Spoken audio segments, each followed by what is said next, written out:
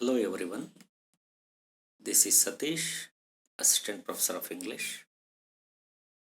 I discuss a short story titled Mouni.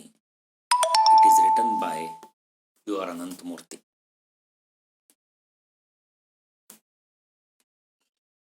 It is prescribed for 5th semester BA Optional English in Davangere University. Mouni is a confrontation between Appannabhatta and Kuppannabhatta, two average Brahmin landowners from Malnad village stuck in an entangled property dispute. Their houses were separated by two small hills. They cultivated areca nuts for their livelihood. The land, which was owned by the temple of the Narasimha deity, was leased out to them for cultivating as tenants. Both men had arrived years ago from the lower regions across the mountain range, carrying with them nothing more than only a vessel for holy water. They used to bring provisions from Gopal Kamti on credit. Kuppannabhatta was elder of the two. His eyes, that had once burned with intensity, were now dull and narrow.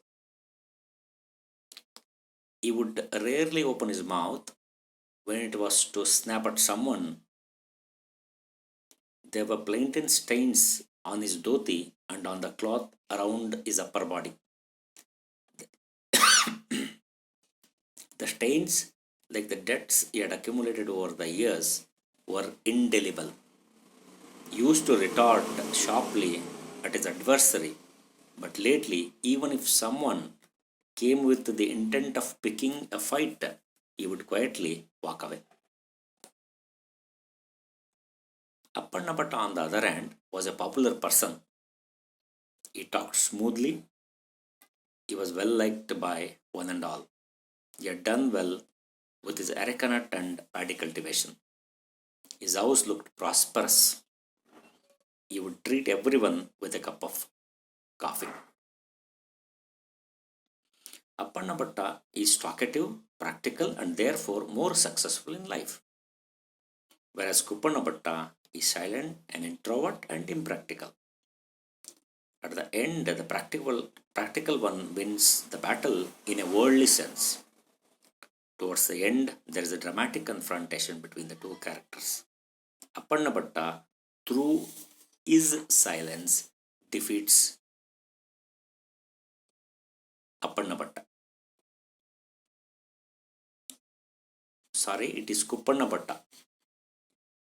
Through his silence, defeats Appannabhatta. The story provides a richly variegated way of thinking.